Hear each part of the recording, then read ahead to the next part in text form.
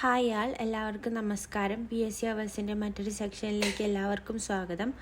അപ്പോൾ ഇന്നത്തെ ക്ലാസ്സിൽ നമ്മൾ SCERT ന്യൂ സിലബസ് പ്രകാരം വന്ന ടെക്സ്റ്റിലെ ഒരു ചാപ്റ്ററാണ് എടുക്കാൻ പോകുന്നത്. ആദ്യം തന്നെ 7ാം ക്ലാസ്സിലെ ടെക്സ്റ്റാണ് ഞാൻ എടുത്തിട്ടുള്ളത്. 7ാം ക്ലാസ്സിലെ 3rd ചാപ്റ്ററായ ഭരണഘടന വഴിയും വഴികാട്ടിയും എന്ന ചാപ്റ്ററാണ് ആദ്യം എടുക്കാൻ പോകുന്നത്. അപ്പോൾ നമുക്ക് തുടങ്ങാം. ഇന്ത്യയുടെ ഭരണഘടനയിൽ എന്തെല്ലാം ആശയങ്ങൾ ഉണ്ടാകണമെന്നാണ് ഗാന്ധിജി ആഗ്രഹിച്ചത്? പരമാധികാരം, തുല്യത, സാഹോദര്യം, ലിംഗനീതി. ഇന്ത്യയുടെ ഭരണഘടനയിൽ എന്തെല്ലാം ആശയങ്ങൾ ഉണ്ടാകണമെന്നാണ് ഗാന്ധിജി ആഗ്രഹിച്ചത്? പരമാധികാരം, തുല്യത, സാഹോദര്യം, ലിംഗനീതി. അടുത്ത പോയിന്റ്, ഭരണഘടന സ്വാതന്ത്ര്യ സമര സേനാനികളുടെ സ്വപ്നം. ബ്രിട്ടീഷ് ആധിപത്യത്തിനെതിരെ ഉയർന്നു വന്ന ആദ്യത്തെ ബഹുജന സമരമായിരുന്നു 1857 ഒന്നാം സ്വാതന്ത്ര്യ സമരം. ബ്രിട്ടീഷ് ആധിപത്യത്തിനെതിരെ ഉയർന്നു വന്ന ആദ്യത്തെ ബഹുജന സമരമായിരുന്നു 1857 ഒന്നാം സ്വാതന്ത്ര്യ സമരം. സൈനികർ, ഗോത്രവർഗക്കാർ, രാജാക്കന്മാർ, പ്രഭുക്കന്മാർ, കർഷകർ തുടങ്ങി നിരവധി വിഭാഗങ്ങളാണ് സമരത്തിൽ പങ്കാളികളായത്. ജനങ്ങൾക്കിടയിൽ മതസൗഹാർദ്ദത്തിൽ ഊന്നിയുള്ള ദേശീയബോധം വളർത്തുന്നതിന് ഈ സമരം സഹായകമായി. ദേശീയബോധം ശക്തിപ്പെട്ടതോടെ വൈദേശിക ആധിപത്യത്തിനെതിരെ ഇന്ത്യയുടെ വിവിധ ഭാഗങ്ങളിൽ ധാരാളം പ്രാദേശിക സംഘടനകൾ രൂപപ്പെട്ടു. ഇതിൽ Indian association, Madras native association, Pune Sarvajanik സഭ എന്നിവ ചില ഉദാഹരണങ്ങളാണ്. അടുത്ത പോയിന്റ്, പ്രാദേശിക സ്വഭാവമുള്ള ഇത്തരം സംഘടനകളിൽ നിന്ന് വിഭിന്നമായി ദേശീയ തലത്തിൽ ഒരു സംഘടന ഉയർന്നു വന്നത് 1885 രൂപീകൃതമായ ഇന്ത്യൻ നാഷണൽ കോൺഗ്രസിലൂടെയാണ്. അതോടെ ദേശീയ തലത്തിൽ ബ്രിട്ടീഷ് വിരുദ്ധ പ്രക്ഷോഭങ്ങൾക്ക് ഒരു സംഘടിത മാനം കൈവന്നു. അപ്പോൾ 1885 രൂപീകൃതമായ ഇന്ത്യൻ നാഷണൽ കോൺഗ്രസിലൂടെ ദേശീയതലത്തിൽ ബ്രിട്ടീഷ് വിരുദ്ധ പ്രക്ഷോഭങ്ങൾക്ക് ഒരു സംഘടിത മാനം കൈവന്നു. ഇന്ത്യയിലെ വിവിധ ജനവിഭാഗങ്ങളുടെ പ്രശ്നങ്ങൾ അധികാരികളുടെ ശ്രദ്ധയിൽപ്പെടുത്തുക, ജാതി മത പ്രാദേശിക ചിന്തകൾക്ക് അതീതമായി ജനങ്ങൾക്കിടയിൽ ദേശീയബോധം വളർത്തുക തുടങ്ങിയവയായിരുന്നു ഈ പ്രസ്ഥാനത്തിൻ്റെ പ്രധാന ലക്ഷ്യങ്ങൾ. അടുത്ത പോയിന്റ്, വിദേശ ഭരണം അവസാനിപ്പിക്കുക എന്നത് മാത്രമല്ല, മെച്ചപ്പെട്ട സാമൂഹിക രാഷ്ട്രീയ ജീവിതം ഓരോ ഇന്ത്യക്കാരനും ഉറപ്പാക്കുക എന്നതും സ്വാതന്ത്ര്യ സമര പ്രസ്ഥാനത്തിൻ്റെ പ്രധാന ലക്ഷ്യങ്ങളിൽ ഒന്നായിരുന്നു. സമരത്തിൻ്റെ ഓരോ ഘട്ടത്തിലും തീവ്ര ദേശീയവാദം ഉൾപ്പെടെ നേതൃത്വത്തിന് വ്യത്യസ്ത കാഴ്ചപ്പാടുകൾ ഉണ്ടായിരുന്നെങ്കിലും ചില അടിസ്ഥാന ആശയങ്ങളും മൂല്യങ്ങളും ഉയർത്തിപ്പിടിച്ചുകൊണ്ടായിരുന്നു ദേശീയ പ്രസ്ഥാനം മുന്നോട്ട് പോയിരുന്നത്. അടുത്ത പോയിന്റ്, ഗാന്ധിജിയുടെ വരവോടുകൂടിയാണ് സ്വാതന്ത്ര്യ സമര പ്രസ്ഥാനത്തിന് ബഹുജന സ്വഭാവം കൈവന്നത്. ഗാന്ധിജിയുടെ സ്വാധീനം സാമൂഹിക നീതിയിൽ അധിഷ്ഠിതമായ ജനാധിപത്യം എന്ന ആവശ്യം ശക്തമാക്കി. ദേശീയ പ്രസ്ഥാനം മുന്നോട്ട് വെച്ച സ്വാതന്ത്ര്യം, സാമൂഹിക നീതിയിൽ അധിഷ്ഠിതമായ സമത്വം, സാഹോദര്യം, മതസൗഹാർദ്ദം എന്നീ ആശയങ്ങളും മൂല്യങ്ങളുമാണ് നമ്മുടെ ഭരണഘടനയുടെ അടിത്തറയാകേണ്ടതെന്ന് നേതാക്കൾ ആഗ്രഹിച്ചു. ഈ കാഴ്ചപ്പാടുകളാണ് നമ്മുടെ ഭരണഘടനാ നിർമ്മാണത്തെ സ്വാധീനിച്ചത്. അപ്പോൾ ഒന്നുകൂടെ നോക്കാം. ഇന്ത്യയുടെ ഭരണഘടനയിൽ എന്തെല്ലാം ആശയങ്ങൾ ഉണ്ടാകണമെന്നാണ് മഹാത്മാഗാന്ധി ആഗ്രഹിച്ചത്? പരമാധികാരം, തുല്യത, സാഹോദര്യം, ലിംഗനീതി. അപ്പോൾ ബ്രിട്ടീഷ് ആധിപത്യത്തിനെതിരെ ഉയർന്നു വന്ന ആദ്യത്തെ ബഹുജന സമരമായിരുന്നു 1857 ഒന്നാം സ്വാതന്ത്ര്യ സമരം. സൈനികർ, ഗോത്രവർഗക്കാർ, രാജാക്കന്മാർ, പ്രഭുക്കന്മാർ, കർഷകർ തുടങ്ങി നിരവധി വിഭാഗങ്ങളാണ് സമരത്തിൽ പങ്കാളികളായത്. ജനങ്ങൾക്കിടയിൽ മതസൗഹാർദ്ദത്തിൽ ഊന്നിയുള്ള ദേശീയബോധം വളർത്തുന്നതിന് ഈ സമരം സഹായകമായി. ദേശീയബോധം ശക്തിപ്പെട്ടതോടെ വൈദേശികാധിപത്യത്തിനെതിരെ ഇന്ത്യയുടെ വിവിധ ഭാഗങ്ങളിൽ ധാരാളം പ്രാദേശിക സംഘടനകൾ രൂപപ്പെട്ടു. Indian association, Madras native association, Pune Sarvajanik സഭ എന്നിവയൊക്കെ എക്സാമ്പിൾസ് ആണ്. അടുത്തത്, പ്രാദേശിക സ്വഭാവമുള്ള ഇത്തരം സംഘടനകളിൽ നിന്ന് വിഭിന്നമായി ദേശീയ തലത്തിൽ ഒരു സംഘടന ഉയർന്നു വന്നത് 1885 രൂപീകൃതമായ ഇന്ത്യൻ നാഷണൽ കോൺഗ്രസിലൂടെയാണ്. അപ്പോൾ INCയുടെ രൂപീകരണം 1885 അതോടെ ദേശീയ തലത്തിൽ ബ്രിട്ടീഷ് വിരുദ്ധ പ്രക്ഷോഭങ്ങൾക്ക് ഒരു സംഘടിത മാനം കൈവന്നു. ഇന്ത്യയിലെ വിവിധ ജനവിഭാഗങ്ങളുടെ പ്രശ്നങ്ങൾ അധികാരികളെ ശ്രദ്ധയിൽപ്പെടുത്തുക, ജാതി മത പ്രാദേശിക ചിന്തകൾക്ക് അതീതമായി ജനങ്ങൾക്കിടയിൽ ദേശീയബോധം വളർത്തുക തുടങ്ങിയവയായിരുന്നു ഈ പ്രസ്ഥാനത്തിന്റെ പ്രധാന ലക്ഷ്യങ്ങൾ. അടുത്ത പോയിന്റ്, വിദേശ ഭരണം അവസാനിപ്പിക്കുക എന്നത് മാത്രമല്ല, മെച്ചപ്പെട്ട സാമൂഹിക രാഷ്ട്രീയ ജീവിതം ഓരോ ഇന്ത്യക്കാരനും ഉറപ്പാക്കുക എന്നതും സ്വാതന്ത്ര്യ സമര പ്രസ്ഥാനത്തിന്റെ പ്രധാന ലക്ഷ്യങ്ങളിൽ ഒന്നായിരുന്നു. സമരത്തിന്റെ ഓരോ ഘട്ടത്തിലും തീവ്ര ദേശീയവാദം ഉൾപ്പെടെ നേതൃത്വത്തിന് വ്യത്യസ്ത കാഴ്ചപ്പാടുകൾ ഉണ്ടായിരുന്നെങ്കിലും ചില അടിസ്ഥാന ആശയങ്ങളും മൂല്യങ്ങളും ഉയർത്തിപ്പിടിച്ചുകൊണ്ടായിരുന്നു ദേശീയ പ്രസ്ഥാനം മുന്നോട്ട് പോയത്. അടുത്ത പോയിന്റ്, ഗാന്ധിജിയുടെ വരവോടുകൂടിയാണ് സ്വാതന്ത്ര്യ സമര പ്രസ്ഥാനത്തിന് ബഹുജന സ്വഭാവം കൈവന്നത്. ഗാന്ധിജിയുടെ സ്വാധീനം സാമൂഹിക നീതിയിൽ അധിഷ്ഠിതമായ ജനാധിപത്യം എന്ന ആവശ്യം ശക്തമാക്കി. ദേശീയ പ്രസ്ഥാനം മുന്നോട്ട് വെച്ച സ്വാതന്ത്ര്യം, സാമൂഹിക നീതിയിൽ അധിഷ്ഠിതമായ സമത്വം, സാഹോദര്യം, മതസൗഹാർദ്ദം എന്നീ ആശയങ്ങളും മൂല്യങ്ങളുമാണ് നമ്മുടെ ഭരണഘടനയുടെ അടിത്തറയാകേണ്ടതെന്ന് നേതാക്കന്മാർ അഭിപ്രായപ്പെട്ടു. ഈ കാഴ്ചപ്പാടുകളാണ് നമ്മുടെ ഭരണഘടനാ നിർമ്മാണത്തെ സ്വാധീനിച്ചത്. അടുത്ത പോയിന്റ്, ബ്രിട്ടീഷുകാർ 1935 പാസാക്കിയ ഗവൺമെൻറ് ഓഫ് ഇന്ത്യ ആക്ട് എന്ന നിയമസംഹിതയാണ് റിപ്പബ്ലിക്കായി മാറും വരെ നമ്മുടെ രാജ്യം പിന്തുടർന്നത്. നമ്മുടെ ഭരണഘടനയുടെ പല ആശയങ്ങളും വ്യവസ്ഥകളും ഈ നിയമത്തിൽ നിന്നാണ് എടുത്തിരിക്കുന്നത്. 1950 ജനുവരി 26 നമ്മുടെ ഭരണഘടന നിലവിൽ വന്നത്. അടുത്ത പോയിന്റ്, ഗവൺമെൻറ് ഓഫ് ഇന്ത്യ ആക്ടിൻ്റെ 1935 സവിശേഷതകളാണ്. 6 പ്രവിശ്യകളിൽ ദ്വിമണ്ഡല സഭകൾ. ഗവൺമെൻറ് ഓഫ് ഇന്ത്യ ആക്ട് 1935 സവിശേഷതകളാണ്. 6 പ്രവിശ്യകളിൽ ദ്വിമണ്ഡല സഭകൾ. അടുത്തത് 321 വിഭാഗങ്ങളും 10 പട്ടികകളും. കേന്ദ്രത്തിൽ ദ്വിമണ്ഡല സഭ. ദുർബല വിഭാഗങ്ങൾ, സ്ത്രീകൾ, തൊഴിലാളികൾ എന്നിവർക്ക് പ്രത്യേക മണ്ഡലങ്ങൾ. അടുത്തത് കേന്ദ്രത്തിനും അന്നത്തെ പ്രവിശ്യകൾക്കുമായി അധികാരം വിഭജിച്ചു. അടുത്ത പോയിന്റ്, ഭരണഘടനാ നിർമ്മാണത്തിലേക്കാണ്. 1946 അധികാര കൈമാറ്റം ചർച്ച ചെയ്യുന്നതിനായി ഇന്ത്യ സന്ദർശിച്ച ക്യാബിനറ്റ് മിഷന്റെ പ്രധാന നിർദ്ദേശങ്ങളിൽ ഒന്നായിരുന്നു സ്വതന്ത്ര ഇന്ത്യക്കായുള്ള ഒരു നിയമസംഹിത. ഈ ലക്ഷ്യം മുൻനിർത്തിയാണ് ഭരണഘടനാ നിർമ്മാണ സഭ രൂപീകൃതമായത്. ഒന്നുകൂടെ നോക്കാം. ബ്രിട്ടീഷുകാർ 1935 പാസാക്കിയ ഗവൺമെൻറ് ഓഫ് ഇന്ത്യ ആക്ട് എന്ന നിയമസംഹിതയാണ് റിപ്പബ്ലിക്കായി മാറും വരെ നമ്മുടെ രാജ്യം പിന്തുടർന്നത്. നമ്മുടെ ഭരണഘടനയുടെ പല ആശയങ്ങളും വ്യവസ്ഥകളും ഈ നിയമത്തിൽ നിന്നാണ് കടമെടുത്തിട്ടുള്ളത്. 1950 ജനുവരി 26 നമ്മുടെ ഭരണഘടന നിലവിൽ വന്നത്. അപ്പോൾ 1935 പാസാക്കിയ ഗവൺമെൻറ് ഓഫ് ആക്ടിൽ നിന്നാണ് നമ്മുടെ ഭരണഘടന പല ആശയങ്ങളും വ്യവസ്ഥകളും കടമെടുത്തിട്ടുള്ളത്. 1950 റിപ്പബ്ലിക് ആവും വരെ ഇന്ത്യ ഫോളോ ചെയ്തത് എന്താണ്? 1935 പാസാക്കിയ ഗവൺമെൻറ് ഓഫ് ഇന്ത്യ ആക്ട് എന്ന നിയമസംഹിതയാണ്. ഇനി ഗവൺമെൻറ് ഓഫ് ഇന്ത്യ ആക്ട് 1935 ചില സവിശേഷതകളാണ്. 6 പ്രവിശ്യകളിൽ ദ്വിമണ്ഡല സഭകൾ, 321 വിഭാഗങ്ങളും 10 പട്ടികകളും. കേന്ദ്രത്തിൽ ദ്വിമണ്ഡല സഭ. ദുർബല വിഭാഗങ്ങൾ, സ്ത്രീകൾ, തൊഴിലാളികൾ എന്നിവർക്ക് പ്രത്യേക മണ്ഡലങ്ങൾ. അടുത്തത് കേന്ദ്രത്തിനും അന്നത്തെ പ്രവിശ്യകൾക്കുമായി അധികാരം വിഭജിച്ചു. അടുത്ത പോയിന്റ്, ഭരണഘടനാ നിർമ്മാണത്തിലേക്ക്. 1946 അധികാര കൈമാറ്റം ചർച്ച ചെയ്യുന്നതിനായി ഇന്ത്യ സന്ദർശിച്ച ക്യാബിനറ്റ് മിഷന്റെ പ്രധാന നിർദ്ദേശങ്ങളിൽ ഒന്നായിരുന്നു സ്വതന്ത്ര ഇന്ത്യക്കായുള്ള ഒരു നിയമസംഹിത. ഈ ലക്ഷ്യം മുൻനിർത്തിയാണ് ഭരണഘടനാ നിർമ്മാണ സഭ രൂപീകൃതമായത്. അടുത്ത പോയിന്റ് നോക്കാം. ഭരണഘടനാ നിർമ്മാണ സഭയുടെ സവിശേഷതകളെ കുറിച്ചാണ്. ഭരണഘടനാ നിർമ്മാണ സഭ നിർമ്മാണ കാലയളവ് എത്രയാണ്? 2 വർഷവും 11 മാസവും 17 ദിവസവുമാണ് ഭരണഘടന നിർമ്മിക്കാനെടുത്ത കാലയളവ്. 2 വർഷം 11 മാസം 17 ദിവസം. അടുത്തത്, ഭരണഘടനാ നിർമ്മാണ സഭയുടെ ആദ്യ സമ്മേളനം എന്നായിരുന്നു? 1946 ഡിസംബർ 9 ഭരണഘടനാ നിർമ്മാണ സഭയുടെ ആദ്യ സമ്മേളനം 1946 ഡിസംബർ 9. തിരഞ്ഞെടുക്കപ്പെട്ട അധ്യക്ഷനാണ് ഡോക്ടർ രാജേന്ദ്ര പ്രസാദ്. ഭരണഘടനാ നിർമ്മാണ സഭയുടെ തിരഞ്ഞെടുക്കപ്പെട്ട അധ്യക്ഷനാണ് ഡോക്ടർ രാജേന്ദ്ര പ്രസാദ്. അടുത്ത പോയിന്റ്, ഭരണഘടനാ നിർമ്മാണ സഭയുടെ ഭരണഘടന അംഗീകരിച്ച് ഒപ്പുവെച്ചത് 1949 നവംബർ 26 ഭരണഘടന അംഗീകരിച്ച് ഒപ്പുവെച്ചത് എന്നാണ്?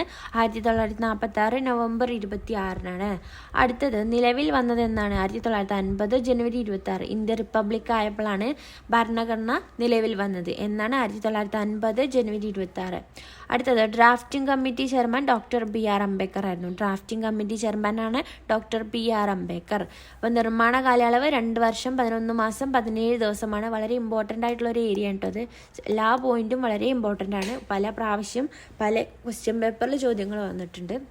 അപ്പോൾ നിർമ്മാണ കാലയളവ് 2 വർഷം 11 മാസം 17 ദിവസമാണ്. എന്നായിരുന്നു ഭരണഘടനാ നിർമ്മാണ സഭയുടെ ആദ്യത്തെ സമ്മേളനം? 1946 ഡിസംബർ 9 ആദ്യത്തെ സമ്മേളനം. തിരഞ്ഞെടുക്കപ്പെട്ട അധ്യക്ഷനാണ് ഡോക്ടർ രാജേന്ദ്ര പ്രസാദ്. ഭരണഘടന അംഗീകരിച്ച് ഒപ്പുവെച്ചത് എന്നാണ്? 1949 നവംബർ 26 ഭരണഘടന അംഗീകരിച്ച് ഒപ്പുവെച്ചത്. അടുത്ത പോയിന്റ്, നിലവിൽ വന്നത് എന്നാണ്? 1950 ജനുവരി 26 ഇന്ത്യ റിപ്പബ്ലിക് ആയപ്പോഴാണ് 1950 ജനുവരി 26 ഭരണഘടന നിലവിൽ വന്നത്. അടുത്തത്, ഡ്രാഫ്റ്റിംഗ് കമ്മിറ്റിയുടെ ചെയർമാൻ ഡോക്ടർ BR അംബേദ്കർ. അടുത്ത പോയിന്റ്, കുറ്റമറ്റ ഭരണഘടനയ്ക്കായിട്ട് ലോകത്തിലെ ഏറ്റവും മികച്ച ഒന്നാകണം നമ്മുടെ ഭരണഘടന എന്ന ആഗ്രഹം അത് എഴുതി തയ്യാറാക്കാൻ നിയോഗിക്കപ്പെട്ട ഭരണഘടനാ നിർമ്മാണ സഭയ്ക്ക് ഉണ്ടായിരുന്നു. നമ്മുടെ ഭരണഘടനയുടെ മുഖ്യ ശില്പിയായ ഡോക്ടർ BR അംബേദ്കർ 60ഓളം രാജ്യങ്ങളിലെ ഭരണഘടനകൾ വിശദ പഠനത്തിന് വിധേയമാക്കുകയുണ്ടായി. മറ്റ് രാജ്യങ്ങളിൽ രൂപപ്പെട്ട ഭരണഘടനകളുടെ നല്ല വശങ്ങൾ നമ്മുടെ ഭരണഘടനയിലേക്ക് സ്വീകരിക്കുകയായിരുന്നു അദ്ദേഹത്തിന്റെ ഉദ്ദേശം. ഇന്ത്യയിലുള്ള വൈവിധ്യം, ചരിത്ര പാരമ്പര്യം, സംസ്കാരം തുടങ്ങിയ കാര്യങ്ങൾ കൂടി പരിഗണിച്ചാണ് വിദേശ ഭരണഘടനയിലെ ആശയങ്ങൾ നാം സ്വീകരിച്ചത്. അപ്പോൾ ഒന്നുകൂടെ ഒന്ന് വായിക്കാം. കുറ്റമറ്റ ഭരണഘടനയ്ക്കായിട്ട് ലോകത്തിലെ ഏറ്റവും മികച്ച ഒന്നാകണം നമ്മുടെ ഭരണഘടന എന്ന ആഗ്രഹം അത് എഴുതി തയ്യാറാക്കാൻ നിയോഗിക്കപ്പെട്ട ഭരണഘടനാ നിർമ്മാണ സഭയ്ക്ക് ഉണ്ടായിരുന്നു. നമ്മുടെ ഭരണഘടനയുടെ മുഖ്യ ശില്പിയായിരുന്നു ഡോക്ടർ BR അംബേദ്കർ. 60ഓളം രാജ്യങ്ങളിലെ ഭരണഘടനകൾ വിശദ പഠനത്തിന് വിധേയമാക്കുകയുണ്ടായി. മറ്റ് രാജ്യങ്ങളിൽ രൂപപ്പെട്ട ഭരണഘടനകളുടെ നല്ല വശങ്ങൾ നമ്മുടെ ഭരണഘടനയിലേക്ക് സ്വീകരിക്കുകയായിരുന്നു അദ്ദേഹത്തിന്റെ ഉദ്ദേശം. ഇന്ത്യക്കുള്ള വൈവിധ്യം, ചരിത്ര പാരമ്പര്യം, സംസ്കാരം തുടങ്ങിയ കാര്യങ്ങൾ കൂടി പരിഗണിച്ചാണ് വിദേശ ഭരണഘടനയിലെ ആശയങ്ങൾ നാം സ്വീകരിച്ചിട്ടുള്ളത്. അടുത്ത പോയിന്റ്, സവിശേഷതകൾ. ലോകത്തിലെ ഏറ്റവും വലിയ എഴുതപ്പെട്ട ഭരണഘടനയാണ് ഇന്ത്യയുടേത്.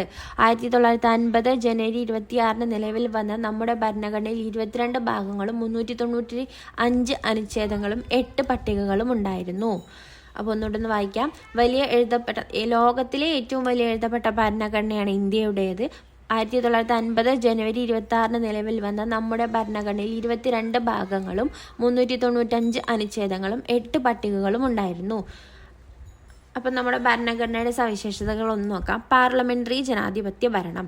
രാജ്യത്തെ ഭരണാധികാരികളെ നിയമനിർമ്മാണ സഭകൾ നിയന്ത്രിക്കുന്നു. രാജ്യത്തെ ഭരണാധികാരികളെ നിയമനിർമ്മാണ സഭകളാണ് നിയന്ത്രിക്കുന്നത്. അതാണ് പാർലമെന്ററി ജനാധിപത്യ ഭരണം. അടുത്തത് ജനങ്ങളുടെ പരമാധികാരം. രാഷ്ട്രത്തിന്റെ എല്ലാ അധികാരങ്ങളും ഉദ്ഭവിക്കുന്നത് ജനങ്ങളിൽ നിന്നാണ്. ജനങ്ങളുടെ പരമാധികാരം എന്നാൽ എന്താണ്? രാഷ്ട്രത്തിന്റെ എല്ലാ അധികാരങ്ങളും ഉത്ഭവിക്കുന്നത് ജനങ്ങളിൽ നിന്നാണ്. അടുത്ത പോയിന്റ്, മൗലിക അവകാശങ്ങൾ. ഓരോ വ്യക്തിക്കും രാഷ്ട്രം ഉറപ്പുവരുത്തേണ്ട ചില അടിസ്ഥാന അവകാശങ്ങളുണ്ട്. അവയാണ് മൗലിക അവകാശങ്ങൾ. ഓരോ വ്യക്തിക്കും രാഷ്ട്രം ഉറപ്പുവരുത്തേണ്ട ചില അടിസ്ഥാന അവകാശങ്ങളുണ്ട്. അവയാണ് മൗലിക അവകാശങ്ങൾ. അടുത്തത് മൗലിക കടമകൾ. ഓരോ വ്യക്തിയും രാഷ്ട്രത്തോടും സമൂഹത്തോടും പാലിക്കേണ്ട ഉത്തരവാദിത്തങ്ങളാണ് മൗലിക കടമകൾ. ഓരോ വ്യക്തിയും രാഷ്ട്രത്തോടും സമൂഹത്തോടും പാലിക്കേണ്ട ഉത്തരവാദിത്തങ്ങളാണ് മൗലിക കടമകൾ. അടുത്തത് മാർഗനിർദ്ദേശക തത്വങ്ങൾ. സാമൂഹിക സാമ്പത്തിക അവകാശങ്ങൾ ഉറപ്പുവരുത്തുന്നതിനായി രാഷ്ട്രത്തിന് നൽകിയിരിക്കുന്ന നിർദ്ദേശങ്ങളാണ് മാർഗനിർദ്ദേശക തത്വങ്ങൾ. അടുത്തത് നിയമവാഴ്ച. എല്ലാ പൗരരും നിയമത്തിന് വിധേയരാണ്, ആരും നിയമത്തിന് അതീതരല്ല എന്ന് പറയുന്നതാണ് നിയമവാഴ്ച. അടുത്തതാണ് സാർവത്രിക പ്രായപൂർത്തി വോട്ടവകാശം. നിശ്ചിത പ്രായം പൂർത്തിയായ എല്ലാവർക്കും വോട്ട് ചെയ്യാനുള്ള അവകാശമാണ് സാർവത്രിക പ്രായപൂർത്തി വോട്ടവകാശം. അടുത്ത പോയിന്റ്, സ്വാതന്ത്ര്യവും നിഷ്പക്ഷവുമായ നീതിന്യായ വ്യവസ്ഥയാണ്. നിയമനിർമ്മാണ കാര്യനിർവഹണ വിഭാഗങ്ങളിൽ നിന്നും സ്വതന്ത്രമാക്കപ്പെട്ട കോടതി സംവിധാനമാണ് സ്വതന്ത്രവും നിഷ്പക്ഷവുമായ നീതിന്യായ വ്യവസ്ഥ. അടുത്ത പോയിന്റാണ് ഫെഡറലിസം. അധികാരം കേന്ദ്രത്തിനും സംസ്ഥാനങ്ങൾക്കുമായി വിഭജിക്കപ്പെടുന്ന സംവിധാനമാണ് ഫെഡറലിസം. അധികാരം കേന്ദ്രത്തിനും സംസ്ഥാനങ്ങൾക്കുമായി വിഭജിക്കപ്പെടുന്ന സംവിധാനമാണെന്ത്? ഫെഡറലിസം. അടുത്തത് ഏക പൗരത്വം. രാജ്യത്ത് ഒരൊറ്റ പൗരത്വമേ ഉള്ളൂ, സംസ്ഥാനങ്ങൾക്കായി പ്രത്യേക പൗരത്വമില്ല. ഒന്നുകൂടെ നോക്കാം. ലോകത്തെ ഏറ്റവും വലിയ എഴുതപ്പെട്ട ഭരണഘടനയാണ് ഇന്ത്യയുടേത്. 1950 ജനുവരി 26 നിലവിൽ വന്ന നമ്മുടെ ഭരണഘടനയിൽ 22 ഭാഗങ്ങളും 395 അനുച്ഛേദങ്ങളും 8 പട്ടികകളുമാണ് ഉണ്ടായിരുന്നത്. 22 ഭാഗങ്ങൾ, 395 അനുച്ഛേദങ്ങൾ, 8 പട്ടികകളാണ് ഉണ്ടായിരുന്നത്. ഇതിൻ്റെ നമ്മുടെ ഭരണഘടനയുടെ കുറച്ച് സവിശേഷതകളാണ്. പാർലമെന്ററി ജനാധിപത്യ ഭരണം. രാജ്യത്തെ ഭരണാധികാരികളെ നിയമനിർമ്മാണ സഭകൾ നിയന്ത്രിക്കുന്നുണ്ട്. അടുത്തത് ജനങ്ങളുടെ പരമാധികാരമാണ്. രാഷ്ട്രത്തിന്റെ എല്ലാ അധികാരങ്ങളും ഉത്ഭവിക്കുന്നത് ജനങ്ങളിൽ നിന്നാണ്. അടുത്തത് മൗലിക അവകാശങ്ങളാണ്. ഓരോ വ്യക്തിക്കും രാഷ്ട്രം ഉറപ്പുവരുത്തേണ്ട ചില അടിസ്ഥാന അവകാശങ്ങളാണ് മൗലിക അവകാശങ്ങൾ. അടുത്തതാണ് മൗലിക കടമകൾ. ഓരോ വ്യക്തിയും രാഷ്ട്രത്തോടും സമൂഹത്തോടും പാലിക്കേണ്ട ഉത്തരവാദിത്വങ്ങളാണ് മൗലിക കടമകളിൽ ഉൾപ്പെട്ടിട്ടുള്ളത്. അടുത്തത് മാർഗനിർദ്ദേശക തത്വങ്ങൾ. സാമൂഹിക സാമ്പത്തിക അവകാശങ്ങൾ ഉറപ്പുവരുത്തുന്നതിനായി രാഷ്ട്രത്തിന് നൽകിയിരിക്കുന്ന നിർദ്ദേശങ്ങളാണെന്ത്? മാർഗനിർദ്ദേശക തത്വങ്ങൾ. അടുത്തത് നിയമവാഴ്ച. എല്ലാ പൗരനും നിയമത്തിന് വിധേയരാണ്, ആരും നിയമത്തിന് അതീതരല്ല. അടുത്ത പോയിന്റാണ് സാർവത്രിക പ്രായപൂർത്തി വോട്ടവകാശം. നിശ്ചിത പ്രായം പൂർത്തിയായ എല്ലാവർക്കും വോട്ട് ചെയ്യാനുള്ള അവകാശമുണ്ട്. അതാണെന്ത്? സാർവത്രിക പ്രായപൂർത്തി വോട്ടവകാശം. അടുത്ത പോയിന്റ്, സ്വാതന്ത്ര്യവും നിഷ്പക്ഷവുമായ നീതിന്യായ വ്യവസ്ഥ. നിയമനിർമ്മാണ കാര്യനിർവഹണ വിഭാഗങ്ങളിൽ നിന്നും സ്വതന്ത്രമാക്കപ്പെട്ട കോടതി സംവിധാനമാണ് നമുക്കുള്ളത്. അടുത്ത പോയിന്റ്, ഫെഡറലിസമാണ്. അധികാരം കേന്ദ്രത്തിനും സംസ്ഥാനങ്ങൾക്കുമായി വിഭജിക്കപ്പെടുന്ന സംവിധാനമാണെന്ത്? ഫെഡറലിസം എന്നറിയപ്പെടുന്നത്. അടുത്തതാണ് ഏക പൗരത്വം. ഒരു രാജ്യത്ത് ഒരൊറ്റ പൗരത്വമേ ഉള്ളൂ, സംസ്ഥാനങ്ങൾക്കായിട്ട് പ്രത്യേക പൗരത്വമില്ല. അടുത്ത പോയിന്റ്, നിയമങ്ങളുടെ ഉറവിടം. നമ്മുടെ ഭരണഘടന രാഷ്ട്രത്തിന്റെ അടിസ്ഥാന നിയമസംഹിതയാണ്. ഭരണഘടനാ വ്യവസ്ഥകൾക്ക് അനുസൃതമായി മാത്രമേ കേന്ദ്ര സംസ്ഥാന സർക്കാരുകൾക്ക് ഏതൊരു നിയമവും നിർമ്മിക്കാൻ കഴിയൂ. സർക്കാരുകൾക്ക് നിയമങ്ങൾ നിർമ്മിക്കാനും നടപ്പിലാക്കാനും കഴിയുന്ന അതിരുകൾ ഭരണഘടന നിർവചിച്ചു നൽകുന്നു എന്നർത്ഥം. നിയമത്തിന്റെ വ്യവസ്ഥ എന്ന നിലയിലും സ്രോതസ് എന്ന നിലയിലും പരമോന്നത സ്ഥാനമാണ് ഭരണഘടനയ്ക്കുള്ളത്. ഒന്നുകൂടെ നോക്കാം. നിയമങ്ങളുടെ ഉറവിടം എവിടുന്ന? നമ്മുടെ ഭരണഘടന രാഷ്ട്രത്തിന്റെ അടിസ്ഥാന നിയമസംഹിതയാണ്. നമ്മുടെ ഭരണഘടനയാണ് രാഷ്ട്രത്തിന്റെ അടിസ്ഥാന നിയമസംഹിത. അടുത്ത പോയിന്റ്, ഭരണഘടനാ വ്യവസ്ഥകൾക്ക് അനുസൃതമായി മാത്രമേ കേന്ദ്ര സംസ്ഥാന സർക്കാരുകൾക്ക് ഏതൊരു നിയമവും നിർമ്മിക്കാൻ കഴിയൂ. ഭരണഘടനാ വ്യവസ്ഥകൾക്ക് അനുസൃതമായിട്ട് മാത്രമേ കേന്ദ്രത്തിനും സംസ്ഥാനത്തിനും ഏതൊരു നിയമവും നിർമ്മിക്കാൻ കഴിയുകയുള്ളൂ. അടുത്ത പോയിന്റ്, സർക്കാരുകൾക്ക് നിയമങ്ങൾ നിർമ്മിക്കാനും നടപ്പിലാക്കാനും കഴിയുന്ന അതിരുകൾ ഭരണഘടന നിർവചിച്ചു നൽകുന്നു എന്നർത്ഥം. നിയമത്തിന്റെ വ്യവസ്ഥ എന്ന നിലയിലും സ്രോതസ് എന്ന നിലയിലും പരമോന്നത സ്ഥാനമാണ് ഭരണഘടനയ്ക്കുള്ളത്. അടുത്ത പോയിന്റ്, എല്ലാ നിയമങ്ങളും ഭരണഘടനയ്ക്ക് അനുസൃതമായി നിർമ്മിക്കപ്പെട്ടിട്ടുള്ളതാണ്. ഈ പറയുന്ന നിയമങ്ങളൊക്കെ എന്താണ്? ഭരണഘടന അനുസൃതമായി നിർമ്മിക്കപ്പെട്ടിട്ടുള്ളവയാണ്. അപ്പം നിയമങ്ങൾ ഏതൊക്കെയാണെന്ന് നോക്കാം. വന്യജീവി സംരക്ഷണ നിയമം, ദേശീയ സുരക്ഷാ നിയമം, ബാലവേല നിരോധന നിയമം, അടുത്തത് ദുരന്ത നിവാരണ നിയമം, ഭക്ഷ്യ സുരക്ഷാ നിയമം, ഭൂപരിഷ്കരണ നിയമം, വിവരാവകാശ നിയമം, ബാലനീതി നിയമം, തൊഴിൽ നിയമം, അഴിമതി നിരോധന നിയമം, പിന്നെ വിദ്യാഭ്യാസ അവകാശ നിയമം, പരിസ്ഥിതി സംരക്ഷണ നിയമം. ഈ പരാമർശിച്ചിട്ടുള്ള എല്ലാ നിയമങ്ങളും എന്താണ്? ഭരണഘടനാനുസൃതമായി നിർമ്മിക്കപ്പെട്ടിട്ടുള്ളവയാണ്. അടുത്ത പോയിന്റ്, ലൈംഗിക കുറ്റകൃത്യങ്ങളിൽ നിന്നും കുട്ടികളെ സംരക്ഷിക്കുന്നതിനുള്ള നിയമം 2012, പോക്സോ ആക്ട് 2012 നോക്കാം. കുട്ടികൾക്ക് നേരെ നടക്കുന്ന ലൈംഗിക അതിക്രമങ്ങൾ തടയുവാനും കുറ്റവാളികൾക്ക് തക്ക ശിക്ഷ ഉറപ്പാക്കുവാനും 1989 കുട്ടികളുടെ അവകാശ ഉടമ്പടി ലക്ഷ്യം വയ്ക്കുന്നു. ഇന്ത്യൻ ഭരണഘടന ഉറപ്പു നൽകുന്ന അവകാശങ്ങൾ ലിംഗഭേദമില്ലാതെ നടപ്പാക്കുന്നതിനും ബാലസൗഹൃദ നടപടികൾ ഉൾക്കൊള്ളിച്ചുകൊണ്ടും നിലവിൽ വന്ന നിയമമാണ് പോക്സോ ആക്ട് 2012. പോക്സോയുടെ ഫുൾ എന്താണ്? Protection of children from sexual offences act 2012. 18 വയസ്സിന് താഴെയുള്ള ഏതൊരാളെയും കുട്ടികളായി നിയമം പരിഗണിക്കുന്നു. ശ്രദ്ധിക്കണം, ഇതിൽ നല്ല ചോദ്യം വരുന്ന ഏരിയയാണ്. എത്ര വയസ്സിന് താഴെയുള്ള ആൾക്കാരെ ആണ് പോക്സോ ആക്ടിൽ ഉൾപ്പെടുത്തിയിട്ടുള്ളത് എന്നുള്ളത്. അപ്പോൾ 18 വയസ്സിന് താഴെയുള്ള ഏതൊരാളെയും കുട്ടിയായിട്ട് നിയമം പരിഗണിക്കുന്നു. അടുത്ത പോയിന്റ്, ഈ നിയമത്തെക്കുറിച്ച് നോക്കാം. ഭയരഹിതമായും സുരക്ഷിതമായും സമൂഹത്തിൽ ജീവിക്കുവാൻ ഓരോ കുട്ടിക്കും അവകാശമുണ്ട്. അസ്വസ്ഥത ഉളവാക്കുന്നതും സുരക്ഷിതമല്ലാത്തതുമായ സ്പർശനം, നോട്ടം, പ്രവൃത്തി മുതലായ ഏത് വ്യക്തിയിൽ നിന്നുണ്ടായാലും അവ തിരിച്ചറിയാൻ കഴിയണം. ഇത്തരം പ്രവൃത്തികളോട് അരുത് എന്ന് പറയുവാനും അകറ്റി നിർത്തുവാനും അധികാരികളോട് പരാതിപ്പെടുവാനും ശ്രദ്ധ പുലർത്തണം. ലൈംഗികാതിക്രമ കേസുകൾ ഉണ്ടായാൽ അവ റിപ്പോർട്ട് ചെയ്യേണ്ടത് വകുപ്പ് 19 പ്രകാരം സ്പെഷ്യൽ ജുവനൈൽ പോലീസ് യൂണിറ്റോ ലോക്കൽ പോലീസ് യൂണിറ്റോ ആണെന്ന് നിയമത്തിൽ വിവരിക്കുന്നുണ്ട്. പോക്സോ കേസുകൾ കൈകാര്യം ചെയ്യുന്ന ഉദ്യോഗസ്ഥർ child welfare police officer CWPO എന്നറിയപ്പെടുന്നു. കേരള സംസ്ഥാന ബാലാവകാശ സംരക്ഷണ കമ്മീഷൻ പോക്സോ നിയമത്തിന്റെ 44-ാം വകുപ്പ് പ്രകാരം നിരീക്ഷണ സംവിധാനം പോക്സോ മോണിറ്ററിംഗ് സെല്ല് ഒരുക്കിയിട്ടുണ്ട്. അപ്പോൾ ഒന്നുകൂടെ നോക്കാം. പോക്സോ ആക്ട് 2012 കുട്ടികൾക്ക് നേരെ നടക്കുന്ന ലൈംഗിക അതിക്രമങ്ങൾ തടയുവാനും കുറ്റവാളികൾക്ക് തക്ക ശിക്ഷ നൽകുവാനും 1989 കുട്ടികളുടെ അവകാശ ഉടമ്പടി ലക്ഷ്യം വയ്ക്കുന്നു. ഇന്ത്യൻ ഭരണഘടന ഉറപ്പു നൽകുന്ന അവകാശങ്ങൾ ലിംഗഭേദമില്ലാതെ നടപ്പിലാക്കുന്നതിനും ബാലസൗഹൃദ നടപടികൾ ഉൾക്കൊള്ളിച്ചുകൊണ്ടും നിലവിൽ വന്ന നിയമമാണ് POCSO act 2012. Protection of children from sexual offences act 2012. 18 വയസ്സിന് താഴെയുള്ള ഏതൊരാളെയും ഈ നിയമം കുട്ടിയായിട്ട് പരിഗണിക്കുന്നുണ്ട്. അടുത്തത്, ഭയരഹിതമായും സുരക്ഷിതമായും സമൂഹത്തിൽ ജീവിക്കുവാൻ ഓരോ കുട്ടിക്കും അവകാശമുണ്ട്. അസ്വസ്ഥത ഉളവാക്കുന്നതും സുരക്ഷിതമല്ലാത്തതുമായ സ്പർശനം, നോട്ടം, പ്രവൃത്തി മുതലായവ ഏത് വ്യക്തിയിൽ നിന്നുണ്ടായാലും അവ തിരിച്ചറിയാൻ കഴിയണം. ഇത്തരം പ്രവൃത്തികളോട് അരുത് എന്ന് പറയുവാനും അകറ്റി നിർത്തുവാനും അധികാരികളോട് പരാതിപ്പെടുവാനും ശ്രദ്ധ പുലർത്തണം. ലൈംഗികാതിക്രമ കേസുകൾ ഉണ്ടായാൽ അവ റിപ്പോർട്ട് ചെയ്യേണ്ടത് വകുപ്പ് 19 പ്രകാരം സ്പെഷ്യൽ ജുവനൈൽ പോലീസ് യൂണിറ്റോ അല്ലെങ്കിൽ ലോക്കൽ പോലീസോ ആണെന്ന് നിയമത്തിൽ വിവരിക്കുന്നുണ്ട്. പോക്സോ കേസുകൾ കൈകാര്യം ചെയ്യുന്ന ഉദ്യോഗസ്ഥർ child welfare police officer CWPO എന്നാണ് അറിയപ്പെടുന്നത്. അടുത്തത്, കേരള സംസ്ഥാന ബാലാവകാശ സംരക്ഷണ കമ്മീഷൻ പോക്സോ നിയമത്തിന്റെ 44-ാം വകുപ്പ് പ്രകാരം നിരീക്ഷണ സംവിധാനം പോക്സോ മോണിറ്ററിംഗ് സെല്ല് ഒരുക്കിയിട്ടുണ്ട്. പോക്സോ കുറ്റകൃത്യങ്ങളിൽ ഏർപ്പെടുന്ന ഏതൊരു വ്യക്തിയും കഠിന ശിക്ഷ ഈ നിയമം വ്യവസ്ഥ ചെയ്യുന്നുണ്ട്. അടുത്ത പോയിന്റ് നോക്കാം. ഭരണഘടനയുടെ ധർമ്മങ്ങളാണ്. നിയമത്തിന്റെ വ്യവസ്ഥ, സ്രോതസ് എന്നതിനു പുറമെ മറ്റേതെല്ലാം ധർമ്മങ്ങൾ ഭരണഘടന നിർവഹിക്കുന്നുണ്ടെന്ന് പരിശോധിക്കാം. പൗരരുടെ അവകാശങ്ങളും കടമകളും സ്ഥാപിക്കുന്നു. ഭരണഘടനയുടെ ധർമ്മങ്ങളാണ്. പൗരരുടെ അവകാശങ്ങളും കടമകളും സ്ഥാപിക്കുന്നു. അടുത്തത് ഗവൺമെന്റിന്റെ അധികാരങ്ങളും പരിമിതികളും വ്യക്തമാക്കുന്നു.